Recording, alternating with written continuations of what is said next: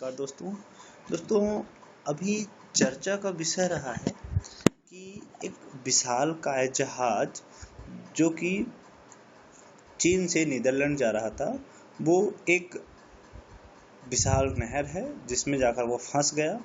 तो चलिए इसी के बारे में कुछ डिस्कस करते हैं कि आखिर कैसे निकाला गया स्वेज नहर में फंसा विशालकाय जहाज और कौन कौन से जुगाड़ काम आए। सबसे पहले मैं आपको बता दूं कि ये जो जहाज था इसका नाम था एवर गिवन। ये जो है ये चीन के कुछ पेट्रोलियम और खाने पीने के सामान को लेकर ये जो है नीदरलैंड के रॉटरडम एयरपोर्ट पर जा रहा था, सी पोर्ट पर जा रहा था। अब समझते हैं कि आखिरकार ये फंसा कैसे। आप देख रहे होंगे इमेज में कि ये जो एवर गिवन जहाज है इसमें जो है बहुत ज़्यादा लोड है, देख पा रहे होंगे ये। तो अचानक धूल भरी आंधी आई और जिसके कारण ये जो है तो नहर में ही फंस गए। तो जैसे आप सामने देख पा रहे होंगे कि एवर गिवन जहाज चीन से माल लादने के बाद नीदरलैंड के पोर्ट रॉटरडम जा रहा था। ये शिप स्वेज नहर में जा गुजर रहा था, लेकिन तेज और धूल भरी हवा की वजह से नहर में फंस गया। जो इसमें माल लदा था वो अप्रॉक्स 2 लाख टन के करीब था। और आपको ये भी एक खुशी की बात होगी, ये भी एक जानकर हैरानी होने वाली बात होगी कि ये जो जहाज था इसमें 25 चालक भारतीय थे। ये जो चालक दल था इनमें से 25 जो है तो भारतीय थे। इनमें से आप देख पा रहे होंगे। तो ये 400 मीटर लंबे जहाज में 2 लाख टन माल था, इसे निकालना तो आसान था नहीं। तो अब कुछ जुगाड़ें निकाली गई, इन जुगाड़ के माध्यम से इसे निकाला गया। हालांकि इसमें बहुत सारे कंट्रीज ने हेल्प करने के लिए कहा था कि हमारे पास मशीनें हैं। इवन यूएसए ने भी कहा था कि हमारे पास मशीन है, चाहो तो आप हमसे मदद ले सकते हो। लेकिन जो नहर के प्रशासक या प्रबंधक है उन्होंने बोला नहीं, हम ये सब स्वयं कर लेंगे, ये आपको बता दें कि ये मिस्र में है। तो चलिए देखते हैं कि ये है कहाँ पर। ओके, तो जैसे ये देख पा रहे होंगे कि ये गूगल अर्थ है, इसमें किसी भी देश की लोकेशन आप देख सकते हैं। तो हम सबसे पहले चलते हैं इंडिया से ताकि आपको समझना आसान हो जाए। ये देखिए ये है इंडिया और यहाँ से एक जहाज का एक रास्ता है, ऐसे कुछ जाता है। मैं आपको जूम करके दिखाता हूँ। यहाँ से जहाज यहाँ पर घुसा था, ये जो रास्ता है यहाँ से निकला, ये यहाँ तक तो अभी समुद्र ही है, यहाँ तक तो कोई बात ही नहीं है। इसके बाद अब यहाँ से देखिए ये नहर स्टार्ट होती है, ये इसी को हम बोलते हैं स्वेज नहर।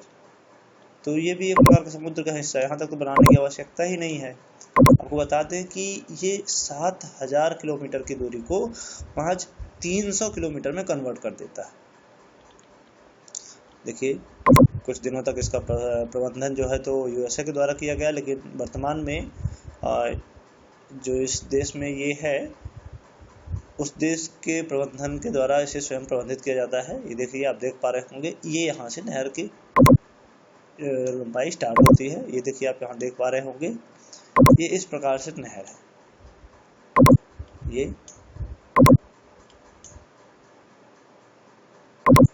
ये देखिए, तो यहाँ तक तो कोई दिक्कत नहीं थी, लेकिन अचानक क्या हुआ कि भयानक धूल भरी आंधी चली और ये जो है तो इसी बीच में कहीं पर फंस गया।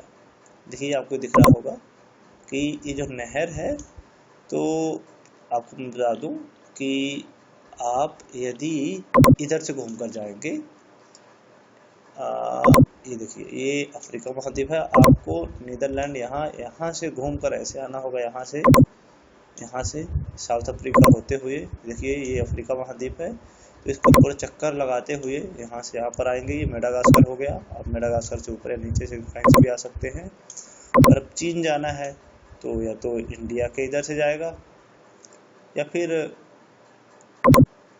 इधर से जाएगा इंडोनेशिया होते हुए।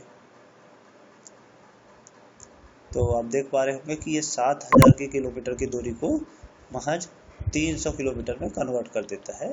तो वो जो जहाज था वो इसी देखिए ये नहर खुदाई सिर्फ इतने से इतने तक की हुई, बाकी तो यहाँ तक आपको देख ही पा रहे हैं, वो एक समुद्र है, जहाँ तक कोई दिक्कत नहीं।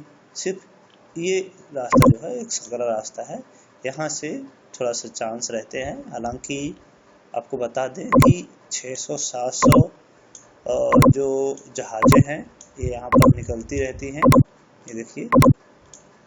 तो इस प्रकार से ये जहाज इसी में कहीं पर फंस गया था। 400 मीटर लंबा था, आप समझ सकते हैं कितना बड़ा जहाज रहा होगा। तो इसी रास्ते से जा रहा था और यहीं बीच में फंस गया। तो ये सुएज नहर है, आप देख पा रहे होंगे। ओके, धन्यवाद।